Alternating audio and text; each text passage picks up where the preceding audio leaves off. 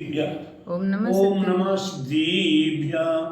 मंगलम भगवान वीरो मंगलम गौतमो गणि मंगलम कुंद कुंद्यार्यो जैन धर्मोस्त मंगलम सर्व मांगल मांगल्यम सर्व कल्याणकारिकम प्रधानम सर्वधर्माणां जैनम जयतु शास्त्रिनम जैनम जयतु शास्त्रिनम जैनम जयतु शास्त्रिनम। और अहिंसमी धर्म की जय, और विश्व धर्म की जय, और श्री मानव धर्म की जय, और श्री महावीर भगवान की जय, 2.5 दीप में 3 कम 9 करोड़ महामुनि ऋषि राजों की जय, द्वादशांगी जीन वाणी माता की जय, बोले आचार्य गुरुवर 108 परम तपस्वी वंचरी परम तिषि संत श्रोमणी 5 वर्ष की जल की त्यागी स्वतंत्रता सेनानी ज्ञान वृद्धि तपोवृत्ति वयोवृत्ति वात्सल्य मूर्ति आज 40 नेमी सागर जी महाराज की जय। बोलिए परम पूज्याचार्य गुरु 108 दया सागर जी महाराज की जय। भव्यात्माओं, हम जन संसारी प्राणियों के लिए हमारे तीर्थंकरों ने हम भव्यात्माओं को नाना प्रकार के निर्देश के माध्यम से उपदेश दिया है। 11 अंग और 14 पूर्व भगवान महावीर स्वामी की अंतिम दिव्य देशना के रूप में हमारे आपके लिए ज्ञान प्राप्त हुआ है। ऐसे ज्ञान को प्राप्त करने के लिए हम प्रत्येक भव्यात्माओं को अपनी माँ जिनवाणी का अवलोकन करना चाहिए। राजा दीदी, क्या करना चाहिए? अपनी माँ जिनवाणी का अवलोकन करना चाहिए। अनूप जी ध्यान रखिएगा, केवल मात्र काम धंधे से व्यापार से काम नहीं चला करता, हमारे लिए ज्ञान की प्राप्ति आवश्यक है। अगर हम धर्म के नेता बन रहे हैं, धर्म के कर्णधार बन रहे हैं, हम धर्म की संरक्षक बन रहे हैं, तो प्यारे बंधु हमें धर्म का ज्ञान होना चाहिए। धर्म के ज्ञान के लिए हमें आज के समय में प्रथमान योग, चरणान योग, काणान योग और द्रव्यान योग के रूप में हमें ज्ञान प्राप्त हुआ है। इसी ज्ञान के अंतर्गत हमारे आपके लिए ज्योतिष, गणित, व्याकरण एवं अष्टांग निमित्ति ज्ञान भी प्राप्त हुआ है। राजा दीदी, क्या अष्टांग निमित्ति ज्ञान भी हमें प्राप्त हुआ है। उस अष्टांग निमित्ति ज्ञान को हमें जानना पड़ेगा, समझना पड़ेगा। जब तक हम जानेंगे नहीं, समझेंगे नहीं, और अगर नहीं जान पाते, नहीं समझ पाते हैं, ठीक है, संसारी प्राणी के हम राग देश में फंसे हुए हैं, धंधा व्यापार कुटुंब परिवार में फंसे हुए हैं, तो हम कम से कम जो जानने वाले हैं उन्हीं का मान करें, उन्हीं का सम्मान करें, उन्हीं को हम पूजें एवं उनसे यथा योग्य सराय प्राप्त करें। हम स्वयं गुरु ना बल्कि हम गुरु के चरणों में नतमस्तक हो जाएं। जिन गुरु को एक बार पकड़ लिया, किसी ने 10 साल पहले, किसी ने 20 साल पहले, किसी ने 35 साल पहले, किसी ने 40 साल पहले गुरु को एक बार स्वीकार कर लिया, वे गुरु गुरु है। उसी गुरु की सलाह हमें हमेशा लेनी चाहिए। अगर जिन्होंने अपने गुरु की सलाह नहीं ली एवं मन मर्जी का या यहाँ वहाँ जहाँ तहाँ भटकते रहे और भटकते भटकते फिर हमने किसी पर विश्वास किया, किसी पर विश्वास किया और मेन गुरु को भूल कर चले, तो प्यारे बंधुओं, एक छोटी सी बात याद आ रही है। राधा दीदी ध्यान रखिएगा, अभिषेक जी ध्यान रखिएगा, एक छोटी सी बात बहुत अच्छी बात है। एक जंगल के अंदर एक मुनिराज अपनी आत्म साधना कर रहे हैं। क्या कर रहे हैं? साधना। आत्म साधना कर रहे हैं। एक शहर के अंदर एक भक्त के मन में भाव उत्पन्न होते हैं वैराग्य की, और वह वैराग्य के भाव उत्पन्न होने की उपरांत धीरे धीरे धीरे धीरे करते करते खोजते खोजते गुरु को खोजते खोजते कहाँ पहुंच जाता है? उस जंगल में पहुंच जाता है। यहाँ वह गुरु महाराज विराजमान हैं। गुरु महाराज के पास पहुंचने के उपरांत वह भक्त गुरुदेव के चरणों में नतमस्तक होता है, निवेदन करता है, गुरुदेव मेरे लिए वैराग्य उत्पन्न हो रहा है, हमें संन्यास प्राप्त करना है।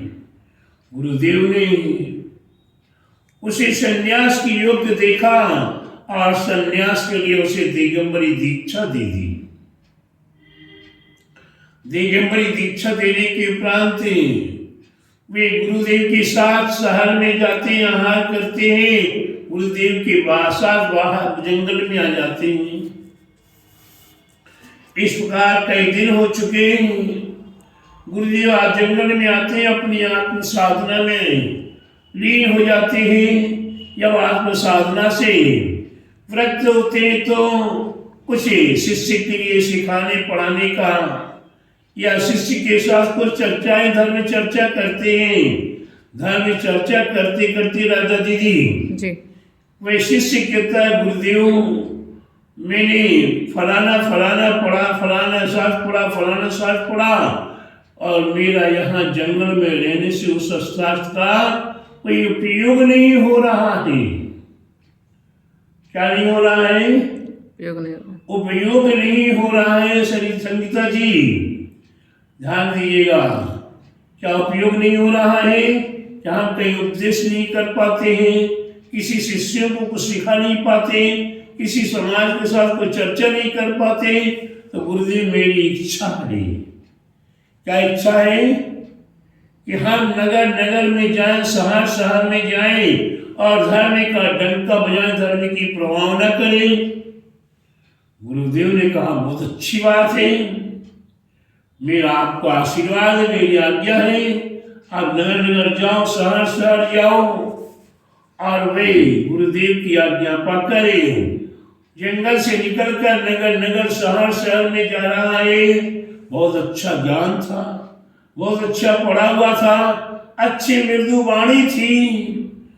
उसके प्रभाव से सारा नगर शहर उसके पीछे पीछे दौड़ने लगा।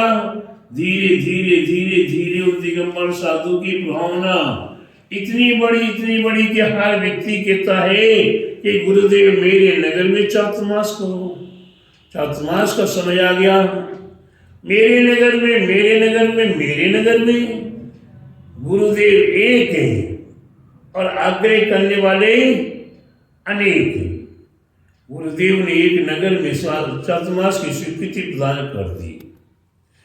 चातुर्मास बड़ी धूमधाम से हो रहा है, धर्म प्रभावना के साथ हो रहा है। सुबह प्रातः काल से क्लास शुरू होती है और संध्या काल तक क्लासें चलती है। रात्रि में भक्ति भावना चल रही है, लोग धर्म ध्यान में लगे हैं। पर्वशन पर्व के उपरांत कुछ भक्तों की इच्छा हुआ करती कि हम कुछ तीर्थों की वंदना या कुछ गुरुराजों की वंदना करके आए।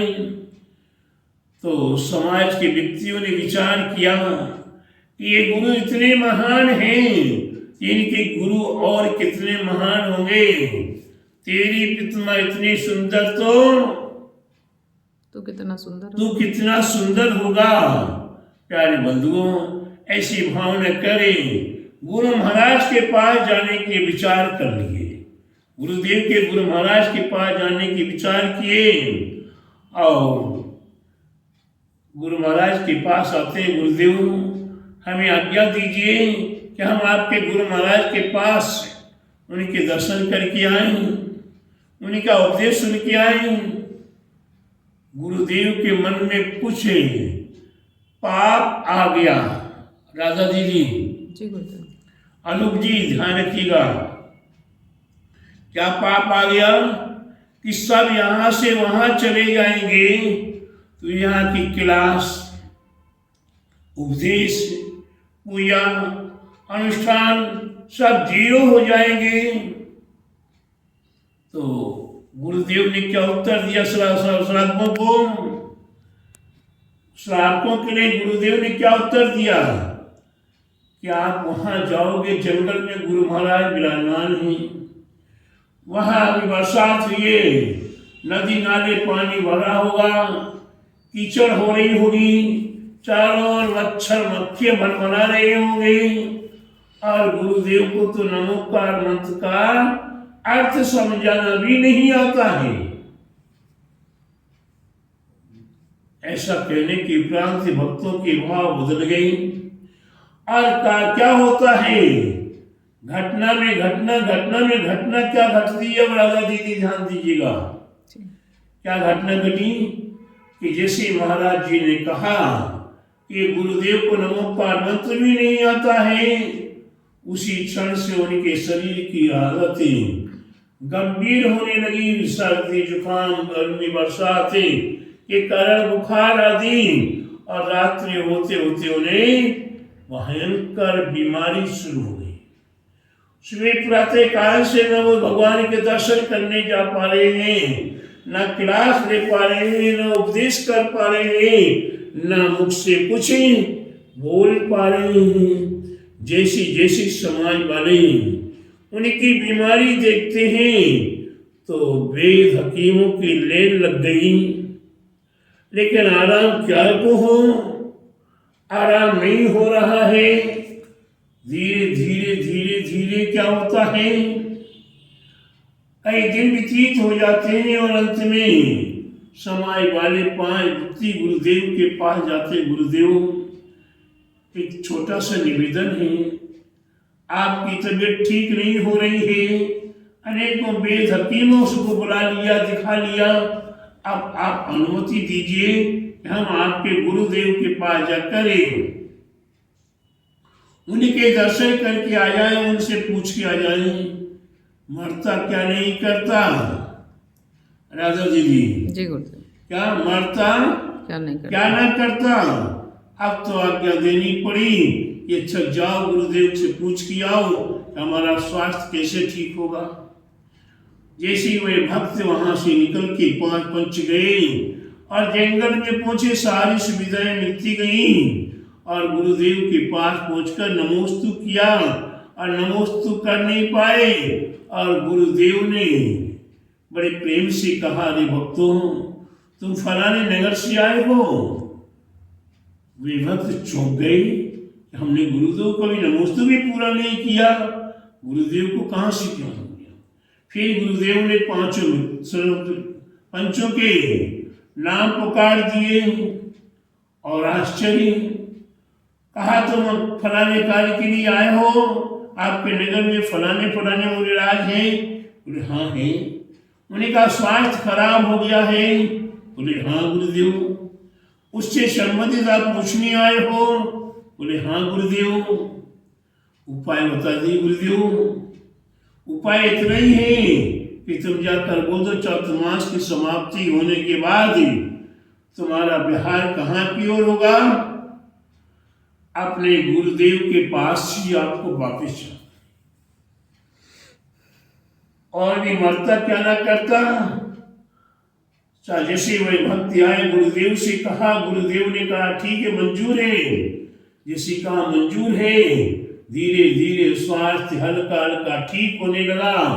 प्यारे बंधु, कहने का तात्पर्य है, जिस गुरु को एक बार अपना बना लिया, इस गुरु को एक बार अपना बना लिया, और उस गुरु को पल भर के लिए भुला दोगे, उस गुरु की सराय को भुला दोगे, उस गुरु की आज्ञाओं को भुला दोगे, तो प्यारे बंधु आपका जीवन महान नहीं होने वाला है, उज्जवल होने वाला नहीं है।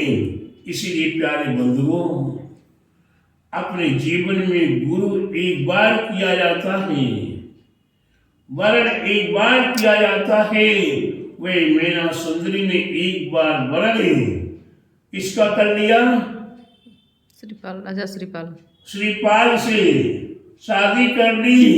राजा वह 700 कोड़ियों के साथ रह रही थी।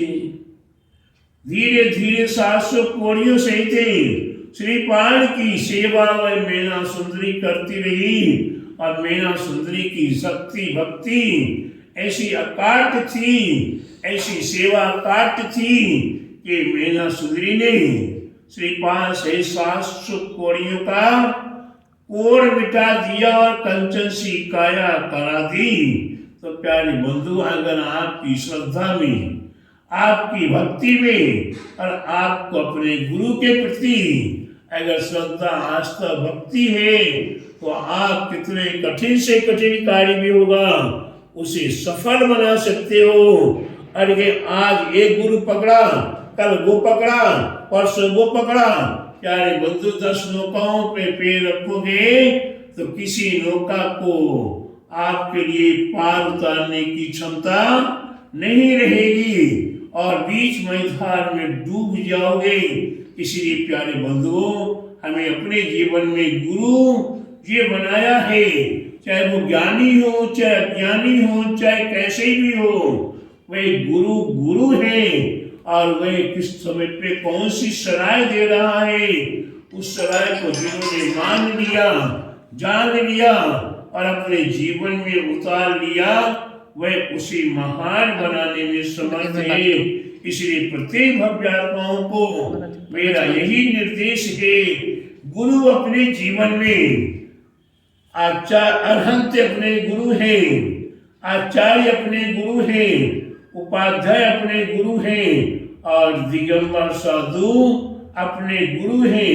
पंच परमेष्टि में 4 परमेष्टि हमारे गुरु हैं। उनमें चाहे आपने किसी को भी अपना गुरु बनाया हो, उसे कभी भुलाना नहीं है। अपने जीवन में आप गुरु का महत्व समझने का प्रयास कीजिएगा, और जिसने अपने गुरु बना लिया और वह आगे बढ़ रहा गुरु की सराय से, प्यारे बंधु, असंभव से असंभव, कठिन से कठिन भी कार्य फूल के समान, उड़ीद के समान हल्के हो जाते हैं। ऐसा सभी भव्य आत्माओं के लिए मेरा मंगल आशीर्वाद है।